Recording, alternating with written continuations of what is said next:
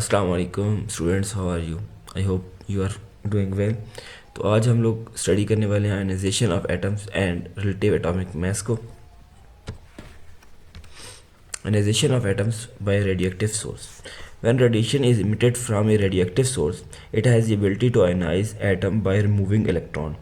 This process required ionization radiation with sufficient energy to detach tightly bonded electrons from an atom orbit. For example, sodium loses an electron when it interacts with radiation, forming a sodium positive cation. However, the lost electron cannot simply disappear, it must be accepted by another atom, such as chlorine, which then forms a chlorine negative anion. These exchange of atoms electrons lead to a formation of ionic compounds such as NaCl, table salt. Here are the shown how this happens.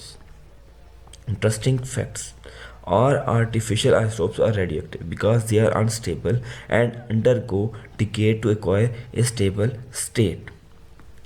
Next, relative atomic mass. Chemists needed a system to compare atomic masses to understand how elements react. In 1961, a standard atomic mass scale was adopted using carbon 12 as reference. Definition: the relative atomic mass of an element is the mass of an atom of that element relative to 1/12 of the mass of carbon 12.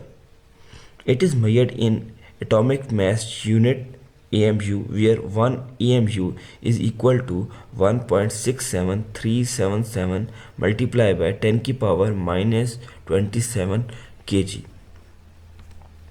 Examples of atomic mass. Hydrogen, 1 atomic mass is 1.007 AMU. Mass of 1 sulfur 32 atom is 31.972 EMU. Carbon 12 is 12.011 EMU. Magnesium 24.305 EMU. Chlorine 35.453 EMU. Exercise: compare atomic masses. Compare the atomic masses of carbon, magnesium and chlorine. Carbon atomic mass is 12.011 EMU. Magnesium is 24.305 EMU. Chlorine is 35.453 EMU. Observation हमारी क्या है? Magnesium is about twice as heavy as carbon. Chlorine is heavier than both magnesium and carbon. Conclusion: ionization occurs when radiation removes electrons from atoms. Ionic compound from when electron transfer between atoms. Ionic compound forms when electron transfer between atoms. Relative atomic mass is based on carbon 12 as reference. Atomic mass comparison help in understanding chemical reactions. तो बेटा ये तो हो गया आपको English में, जिन्होंने English में समझता था उन्हीं के लिए था। अब मैं उर्दू में दोबारा इसके टॉपिक रिपीट कर रहा हूँ। तो ionization of atoms and relative atomic mass हम लोग पढ़ रहे हैं आज। तो हमारे पास क्या है? पहले आयनाइजेशन ऑफ एटम्स होती कैसे है, आप लोगों ने पता होना चाहिए कि रेडियोएक्टिव सोर्स से हमारे पास आयनाइजेशन एटम होती क्या है। तो होता ये है कि हमारे पास एक रेडियोएक्टिव सोर्स होता है जिसकी रेडिएशन किसी भी एलिमेंट के एटम्स पर पड़ती हैं। उसको इतनी एनर्जी वो होती है उनके पास कि वो उस एटम में से इलेक्ट्रॉन को रिमूव कर सके।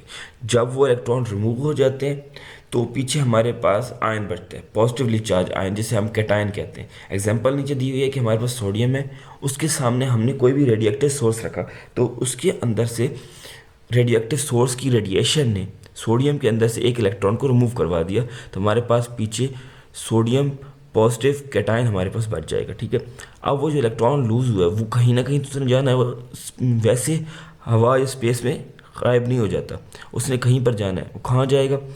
वो lost electron is accepted by another atom. और वो एटम कौन सा हमारे पास?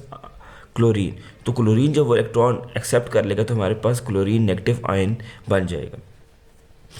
बेटा अगर आप आम एग्जांपल की तरह समझने की कोशिश करें तो एग्जांपल कुछ इस तरह है कि सोडियम एक अच्छा आदमी है, उसने दूसरे की मदद की तो उसके पास एक नेकी आ गई है, और क्लोरीन एक बुरा आदमी है, उसने दूसरों पे जुल्म किया है तो उससे के पास एक नेगेटिव आयन आ गया। इस तरह आप याद रख सकते हैं कि किसके पास पॉजिटिव आएगा किसके पास नेगेटिव। तो बेटा ये मिल के हमारे पास आयनिक कंपाउंड देते हैं। हमारे पास Na पॉजिटिव आया और Cl नेगेटिव, ये एक मिलकर आयनिक कंपाउंड देंगे जिसका नाम है NaCl। उसको हम सोडियम क्लोराइड भी कहते हैं, कॉमनली हम उसे टेबल साल्ट भी कहते हैं। आम नमक जो आप लोगों के घर में मौजूद होता है, आप लोग इस्तेमाल भी करते होंगे, वो NaCl होता है। अच्छा, अब इंटरेस्टिंग फैक्ट्स की तरफ आ जाते हैं कि जितने भी आर्टिफिशियल आइसोटोप्स हैं बेटा, हम लोगों ने, हमारे पास कुछ तो नेचुरल में पाए जाते हैं ना आइसोटोप्स, इसके अलावा जितने भी आइसोटोप्स हम लोगों ने लैब्स में खुद तैयार करते हैं, साइंटिस्ट तैयार करते हैं, वो रेडियो एक्टिव होते हैं और अनस्टेबल होते हैं। वो थोड़ी देर के लिए बनते हैं, जब हमें ज़रूरत होती है हम बना लेते हैं, उसके बाद वो हमारे यूज़ से ख़त्म हो जाते हैं और वो दोबारा स्टेबल फॉर्म में चले जाते हैं वापस। रेडियो एक्टिव रिलेटिव एटॉमिक मास की तरफ आ जाते हैं। तो केमिस्ट, एक टाइम आया कि हमारे पास केमिस्ट को ज़रूरत पड़ी कि हम लोग डिफरेंट एटम्स के मैसेज को किस तरह कंपेयर करें। तो हुआ ये कि 1961 में उन्होंने डिसाइड किया कि हम कार्बन 12 को स्टैंडर्ड लेते हैं कि ये जो है ना कार्बन का जो मैस है, कार्बन 12 एटॉमिक मैस जिसका है, उसका जो मैस है वो हमारे पास एक स्टैंडर्ड है कि उसका जो है हमारे पास 12 EMU होगा, ठीक है। और उससे हमने कंपेयर करके बाकी सबका हम लोगों ने एटॉमिक मैस निकाला। तो 1 atomic mass unit is equal to 1/12 of the mass of carbon 12 atom, ठीक है। तो हमारे पास 1 EMU की वैल्यू आ जाती है, हमारे पास आती है 1.67377 मल्टीप्लाई बाय 10⁻⁻27 kg।